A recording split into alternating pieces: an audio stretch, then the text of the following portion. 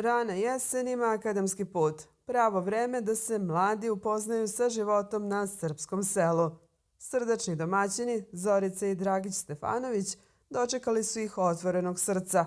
A kako bi drugačije u srcu Podrinja. Dobrodošli. Dobar dan, dobrodošli. Kultura se najbolje uči kroz ruke. Naime, u letnjoj kuhinji smeštenoj u starom vajatu pripremali su zimnicu na Smederevcu. Baš onako kako se to radi generacijama unazad.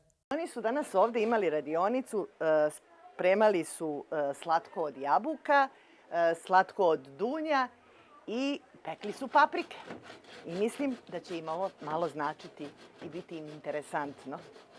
Mladi su brzo prigrlili ritam seoskog života, a najveći utisak ostavila je kobila Lasta. Jako sam uvijek htjela da jašem konja i ovaj divni gospodin mi je sad ispunio jednu želju. I stvarno, šta god sam pitala sa gospodina, odgovorio mi je i jako sam iskreno sretna trenutno.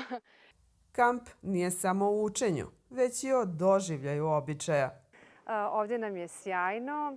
Radili smo neke malo zaboravljene stvari, uložili smo vatru, pravili smo slatko. Evo, trenutno je jahanje u toku i stvarno se lijepo provodimo.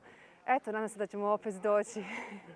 Poseta domaćinstvu Stefanović ostavila je dubok trag na mlade. Toplina domaćina, domaća hrana i mir seoskog života otvorili su im vrata jednog drugačijeg sveta. Ovde su osetili pravu Srbiju u njenim najiskrenijim i najjednostavnijim oblicima.